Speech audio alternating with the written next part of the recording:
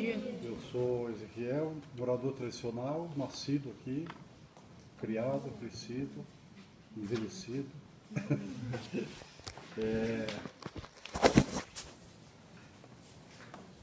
A gente era uma comunidade onde tinha só pescador e agricultura até em 60, 62, mais precisamente quando foi decretado o parque.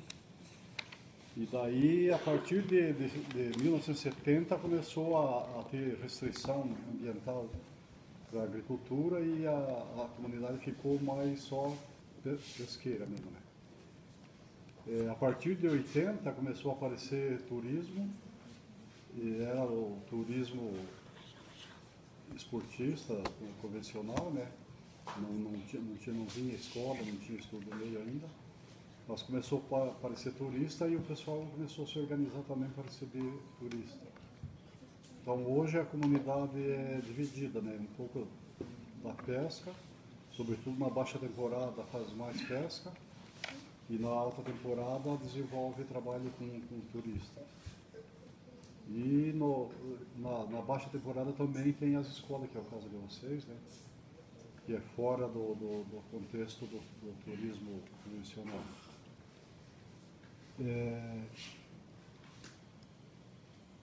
A gente, minha família veio lá de Santa Catarina em 1853 e ficamos aqui, desde lá até a gente mora aqui. E o resto dos moradores, no caso da minha esposa, são da descendente de índio com português, que sempre viveram na Ilha do Cardoso desde que ela existe. E como nós vamos falar da atividade pesqueira, eu ia mostrar para vocês as várias atividades pesqueiras que tem, né? São desenvolvidas.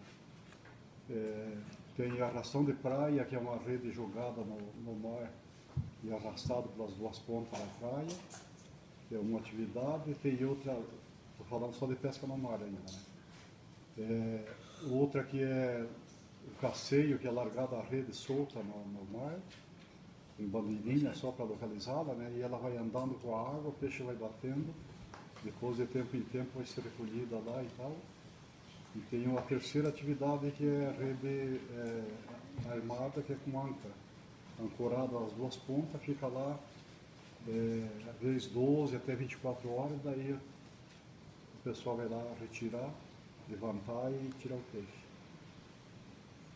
Essas atividades pesqueira tradicional do caiçara aqui no mar, né? Uma outra que a gente faz à noite, que no tempo da faina, é arrastar a rede a pé na água. Vai com a água na cintura, puxando a rede na parte de fora, e o outro camarada vai beirando a praia. A hora que a tainha bate lá, esse de fora vem para a terra e puxa o peixe para a praia. Essa é outra atividade que se faz só à noite, não faz durante o dia. E no canal tem várias atividades pesqueiras. Tem a pesca de Paraty, que é com rede, cerca, faz barulho para Paraty malhar. Tem pesca de vara, pesca de tarrafa, né? Pesca de girivá, que é uma meia tarrafa que é arrastada com a corrente da água também. E tem o cerco fixo, que é aquilo que com certeza vocês já viram aí no canal, que é aquela coisa fincada lá, é uma armadilha de pesca. Que fica lá e a duração dele é de 4 a 5 meses, daí tem que trocar tudo outra vez, mas ele pesca bem. Agora no tempo da tainha ele é um cerco maior, né, mais dentro do mar, e no verão é um cerco menor, mais perto da margem. São diferentes. Em geral, eu acho que de pesca é isso, né? Daí vocês podem fazer pergunta, né? Tem alguma coisa para acrescentar? Vocês viram que interessante que o Sr. Ezequiel dividiu com vocês? Primeiro que são informações importantíssimas que a gente não encontra nos livros, né? Essa vivência é importantíssima, por isso que a gente está aqui, na verdade. E informações importantes foram faladas. Então, agora a gente vai refletir um pouquinho sobre o que foi falado e vai conversar sobre isso com o Sr. Ezequiel. E também se algum ponto, assim, alguma dúvida, curiosidade de vocês ainda não foi mencionado, esse é o momento para a gente abrir as questões. Vale lembrar que a ilha, e o senhor Ezequiel dividiu com vocês, ela tem um histórico pré o turismo, né? Antes, as pessoas que viviam aqui, elas viviam do quê, pessoal? Pesca e agricultura. Basicamente da pesca e da agricultura. Muito legal. E depois, lá para a década de 70, né, Ezequiel, um pouquinho antes, a gente começou uma atividade diferente que foi o turismo. A gente tem o turismo de lazer, que são as pessoas que vêm curtir aqui o ambiente lindo, maravilhoso que tem aqui. E também esse turismo educacional, porque aqui a gente tem preservado muitas situações interessantes para a gente estar aprendendo e vendo um pouquinho fora de aula, fora de sala de aula. Vou fazer a primeira pergunta então, senhor Ezequiel. A minha pergunta é, hoje, aquele senhor que estava aqui, que vivia da pesca, hoje, a grande maioria das pessoas aqui vivem somente da pesca? Não, tem a maioria dos moradores vivem da receita da pesca e do turismo, né? Não tem quase ninguém que vive só da pesca. Até porque nós fizemos um trabalho comunitário na tentativa de fazer com que a receita do turismo chegasse a todos que quisessem trabalhar com turismo, né? Então, na época da temporada, por exemplo, vocês pegam quase 100% da família, tem uma pequena área de camping, ou tem uma venda de peixe, uma venda de salgadinho, enfim. Foi distribuído a renda do turismo convencional na comunidade inteira. Então, todo mundo trabalha, de certo modo, com turismo na temporada. Fora da temporada é que a maioria volta à atividade da pesca. Vocês viram que interessante? Então a comunidade é organizada, eles conseguiram se organizar de certa forma que todo mundo, além do período de pesca, todo mundo conseguisse obter recursos com o turismo. Não é só um, todos. Tem a senhora que tem a pousada, tem o senhor que tem um restaurante, uma vendinha. Então o turismo, de uma forma geral, ajuda a todos aqui, tá certo?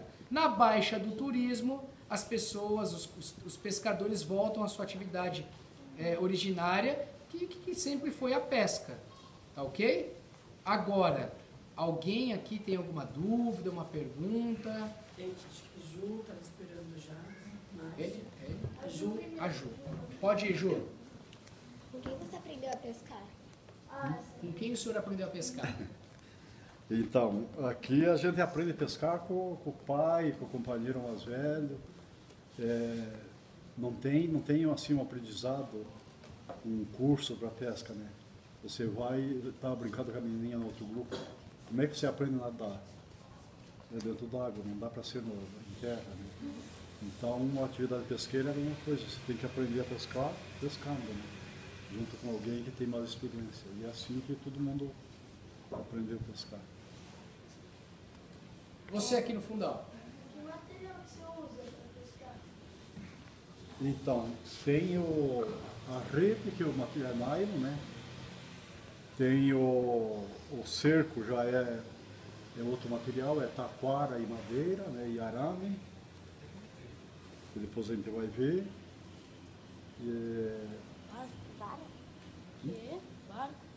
Barco tá em todas as pescas, tá o barco, né? Menos que você pegue um molinete e vai pescar do barranco, o resto tudo tem que ser do barco, né?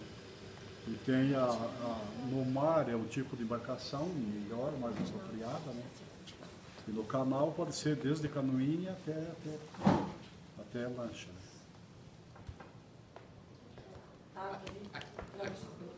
Nicole, vai lá. Quais são os peixes mais comuns de pescar? Oi? Quais são os peixes mais comuns de pescar? O peixe mais comum? Os peixes mais comuns. Peixe Mais comum?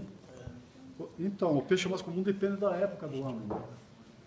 Por exemplo, agora no mês de junho, o peixe comum é a tainha, né? Tem os cardume e tal. No verão não tem muito peixe comum, tem várias qualidades de peixe robalo, carapeva, parati. No canal, no mar tem pescada, cação, salteira, tem bastante quantidade de peixe no verão. No inverno é que é mais específico, que é mais tainha. Né? Aqui, ó, pode falar você. Tá. Eu quero saber se a quantidade de peixe está diminuindo ou aumentando de uns tempos para cá. A quantidade de peixe pescado tem aumentado ou diminuído de um tempo para cá? Então, tem diminuído e vem diminuindo, gradativamente vem diminuindo, né? Eu estava contando para outro grupo que aumentou muito o número de pescadores, né? Por exemplo, quando eu comecei a pescar em 60, 62, tinha algumas espécies de peixe que a gente nem vendia no mercado, não tinha. E o que vendia não tinha um mercado muito acessível, tinha um mercado muito reduzido, tinha no setor urbano o pessoal comia pouco peixe, não tinha o hábito de comer peixe, né? Então o mercado era fraco. Esse mercado melhorou consideravelmente, hoje vende todas as espécies de peixe e é caro, né? Então, por conta disso, também aumentou muito o número de pescadores.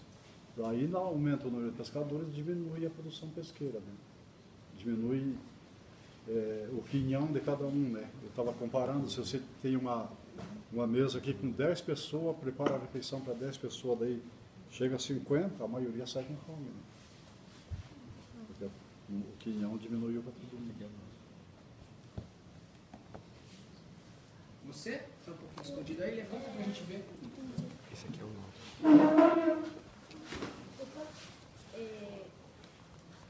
Esses pais são descendentes de que origem? A origem da sua família anterior ao senhor? Então, a minha família veio de Santa Catarina em 1853. Meu tataravô veio para cá, né? Aí, a princípio, ele comprou uma greba de terra no continente, fazia agricultura. Depois, logo em seguida, ele mudou para aqui, chamava Praia do Meio, não era Marujá, né? E ficamos aqui até hoje. Ok? Alguém mais? Alguém mais? Mais alguém tem pergunta? Aqui, ó. Pode falar. Aqui, ó. A população, ela se preocupa na hora de pescar os peixes, ela se preocupa, tipo, de não pescar tantos que estão em época de reprodução, ou não tem isso, pesca Ó, pergunta interessante. Se os pescadores respeitam o defeso ou a quantidade de peixes a ser pescado?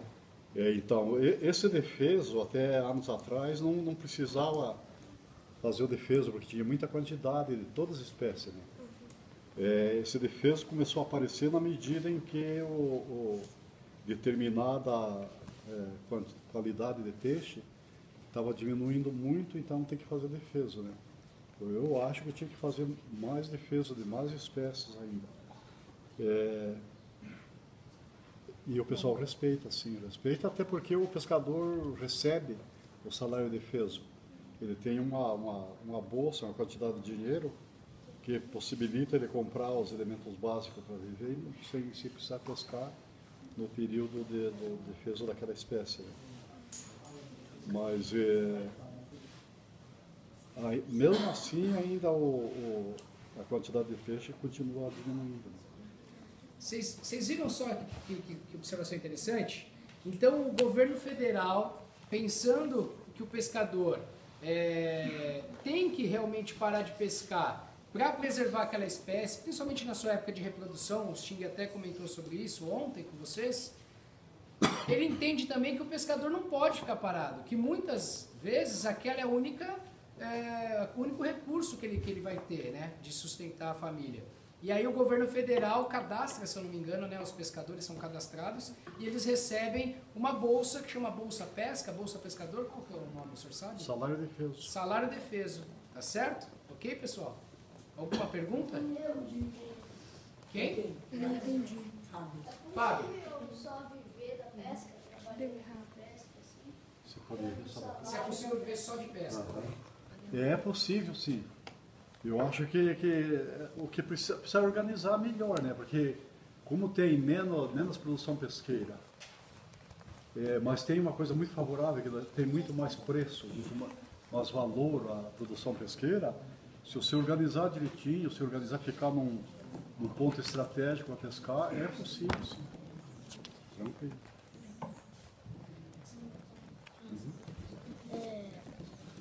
Tem com a criação da unidade de conservação da Ilha do Cardoso, prejudicou ou limitou a quantidade de peixes que podiam se pescar?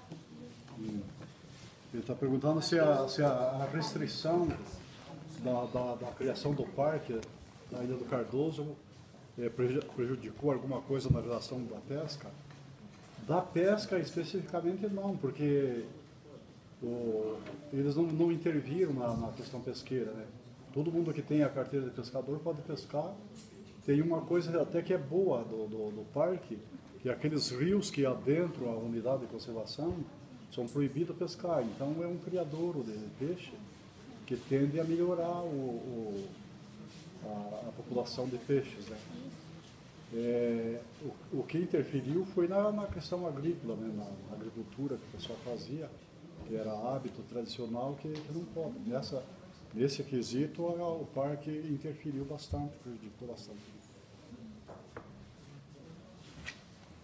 Mas o parque também, eu acho que valia a pena acrescentar também, tem uma coisa muito positiva, que é o seguinte, o parque impediu, ou pelo menos criou estrutura jurídica para impedir a especulação imobiliária.